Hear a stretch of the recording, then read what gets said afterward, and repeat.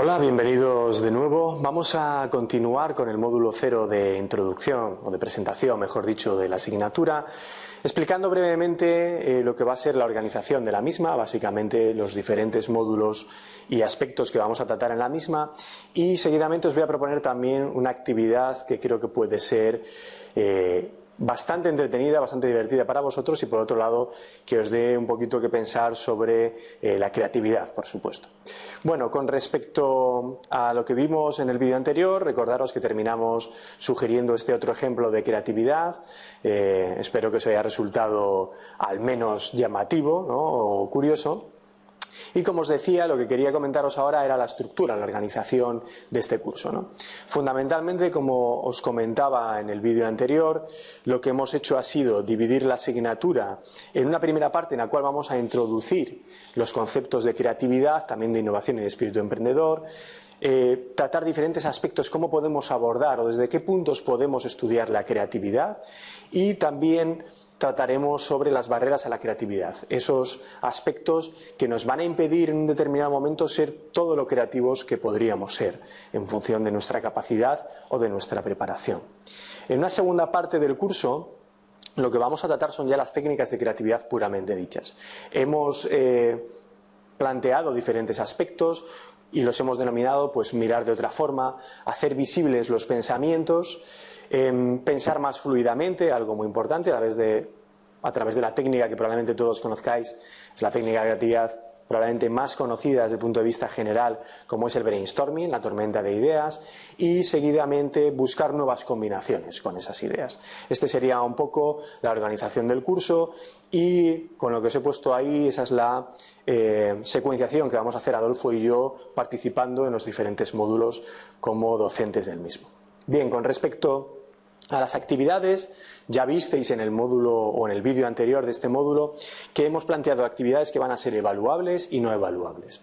Las actividades evaluables fundamentalmente van a ser de dos tipos.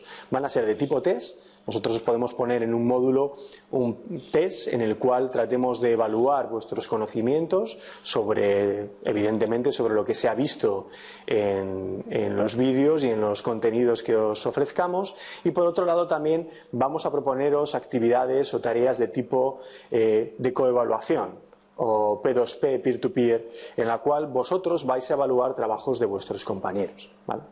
No es que nosotros queramos escurrir el bulto, pero seguro que os podéis hacer la idea de que en este tipo de cursos masivos online, los profesores no pueden dedicarse a corregir las actividades de los alumnos normalmente, porque bueno, pues tenemos 2.000, 3.000, 10.000, 20.000 alumnos siguiendo el curso y sería imposible, ¿no?, realmente realizar una corrección de los mismos. Y además creemos que desde el punto de vista didáctico y docente puede ser muy interesante para vosotros que corrijáis actividades de coevaluación. De hecho, nosotros normalmente en nuestras asignaturas también lo hacemos así. Por otro lado, os proponemos también tareas no evaluables porque queremos que pueden completar de manera muy interesante el curso, proponiendo, por ejemplo, participación en los foros o que realicéis actividades en vuestra casa, como os voy a comentar a continuación en el siguiente ejemplo. Bueno, no hemos llegado al fin del curso tampoco, esta broma ya va a desaparecer del muestrario del curso. Lo que sí estamos llegando es al final de este módulo, pero antes quiero proponeros una actividad que espero que sea divertida o entretenida o al menos curiosa para vosotros, ¿de acuerdo? ¿Por qué he puesto aquí a este amigo nuestro, a este oso que se lo está pasando también? Pues porque la actividad se va a llamar Torre de Ositos y entonces tiene algo que ver con esto, ¿no? Aquí os he puesto fotos de nuestros alumnos de una asignatura presencial que impartimos tanto Adolfo como yo aquí en la Universidad de Cantabria. Como veis, no les obligamos, os puedo asegurar que no les coaccionamos a los alumnos para que sonriesen a la cámara cuando sacamos las fotos, sino que realmente es una actividad bastante entretenida, y viendo las fotos probablemente ya os podáis imaginar un poco por dónde van a ir los tiros. Aquí os pongo el enunciado de la actividad. El enunciado de la actividad fundamentalmente lo que dice es lo siguiente. La actividad o la tarea se trata de construir una torre de ositos, para lo cual solo podemos utilizar una baraja de cartas, es decir, cartas que podamos utilizar. Utilizarme, por favor, cartas de las dimensiones normales, estándar, de una baraja de póker, una baraja normal, tradicional de naipes. No me utilicéis cartas que tengan 40 centímetros de longitud, porque entonces no valdría, ¿vale?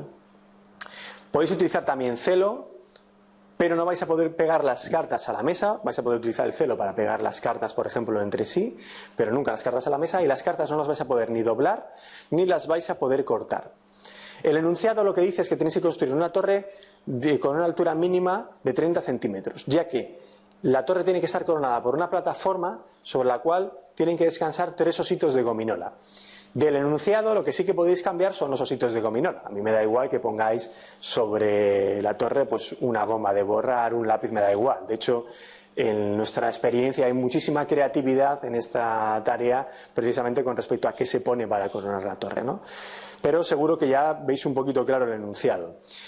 Lo que sí que quiero resaltar es que ¿quién gana? O sea, ¿cuál es el objetivo? Porque yo puedo hacer muy fácilmente una torre que supere los 30 centímetros de altura utilizando 100 cartas. La gracia del asunto está en que el que gana, la mejor solución, la solución más creativa en este caso, va a ser aquel que utilice menos cartas, ¿vale? El que utilice menos cartas para cumplir esos requisitos va a ser el ganador. Como la actividad no es evaluable, lo que vamos a hacer es habilitar un foro dentro del curso en el cual vais a poder colgar vuestros resultados, pues consultar las experiencias o los experimentos que han hecho vuestros compañeros y al fin y al cabo ponerlo en común y comentarlo, ¿de acuerdo? Bueno, pues con esto llegamos al final de este módulo, de introducción o de presentación de la asignatura, y continuaremos en el siguiente módulo, el módulo 1, con una introducción a la creatividad. Espero que os haya gustado y muchas gracias por vuestra atención.